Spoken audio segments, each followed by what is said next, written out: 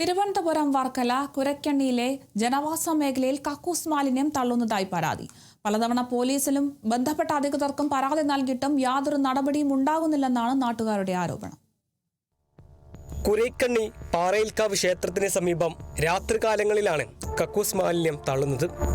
പ്രദേശത്ത് മാലിന്യം നിക്ഷേപിക്കുന്നത് കടുത്ത ദുർഗന്ധത്തിനും ആരോഗ്യ പ്രശ്നങ്ങൾക്കും കാരണമാവുകയാണെന്ന് പ്രദേശവാസികൾ ആരോപിക്കുന്നു.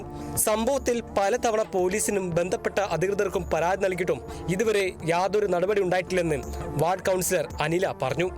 നമ്മളെ വാർഡിൽ കുരയ്ക്കണ്ണി പാറയിൽക്കാവ് ക്ഷേത്രത്തിൻ്റെ അടുത്തുള്ള ആർച്ചിൻ്റെ അവിടെ 3-4 തവണയോളമായി ഡ്രെയിനേജിൻ്റെ കക്കൂസ് വേസ്റ്റുകൾ കൊണ്ട് ഒഴുക്കുന്നുണ്ട് രാത്രികാലങ്ങളിൽ. അതിന് പരാതി കൊടുത്തിട്ടും ഒരു അന്വേഷണം നമുക്ക് കിട്ടിയില്ല.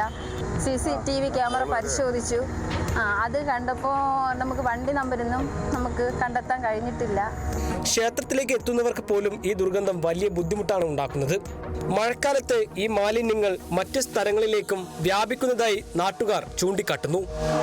പരിസ്ഥിതിയെയും പൊതുജനാരോഗ്യത്തെയും ഗുരുതരമായി ബാധിക്കുന്ന പ്രവണത അവസാനിപ്പിക്കാൻ പോലീസും അധികൃതരും സംയുക്തമായി പരിശോധന നടത്തി കുറ്റക്കാർക്കെതിരെ നിയമ നടപടി സ്വീകരിക്കണമെന്നാണ് നാട്ടുകാരുടെ ആവശ്യം. Kerala vision news, Thiruvananthapuram.